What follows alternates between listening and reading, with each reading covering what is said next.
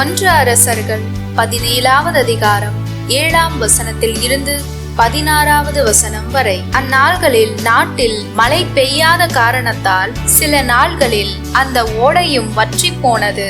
அப்பொழுது ஆண்டவரது வாக்கு அவருக்கு வந்தது, நீ புறப்பட்டு சீதோன் பகுதியில் இருக்கும் சாரிபாத்துக்கு போய் அங்கே தங்கியிரு.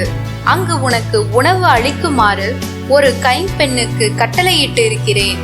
எலியா புறப்பட்டு சாரிபாத்துக்கு போனார். நகரின் நுழைவாயிலை வந்தடைந்த பொழுது அங்கே ஒரு கைம்பெண் சுள்ளிகளை பொறுக்கிக் கொண்டிருந்தார்.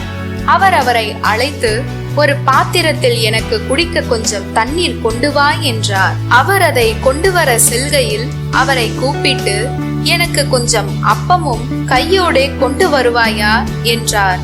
அவர், வாழும் கடவுளாகிய ஆண்டவர் மேல் ஆணை, என்னிடம் அப்பம் ஏதும் இல்லை. பானையில் கையளவு மாவும் களையத்தில் சிறிதளவு எண்ணெயுமே என்னிடம் உள்ளன.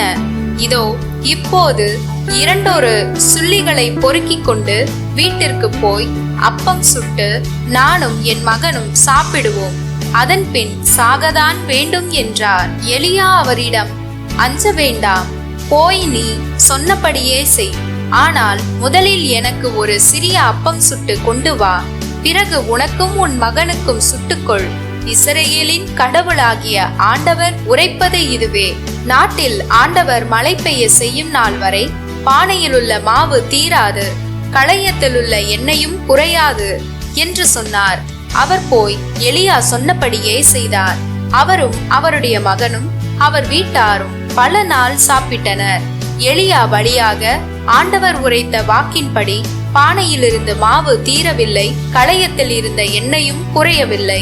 மத்தேயு 5வது அதிகாரம் 13ஆம் வசனத்தில் இருந்து 16வது வசனம் வரை. அக்காலத்தில் இயேசு தம் சீடரை நோக்கி கூறியது, நீங்கள் மண்ணுலகிற்கு உப்பாய் இருக்கிறீர்கள்.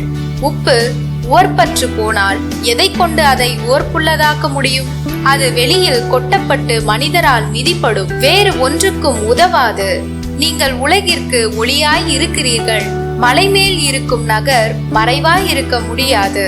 எவரும் விளக்கை ஏற்றி மரக்காலுக்குள் வைப்பதில்லை, மாறாக விளக்கு தண்டின் மீதே வைப்பர். அப்போதுதான் அது வீட்டிலுள்ள அனைவருக்கும் ஒளி தரும். இவ்வாறே உங்கள் ஒளி மனிதர் முன் ஒளிர்க.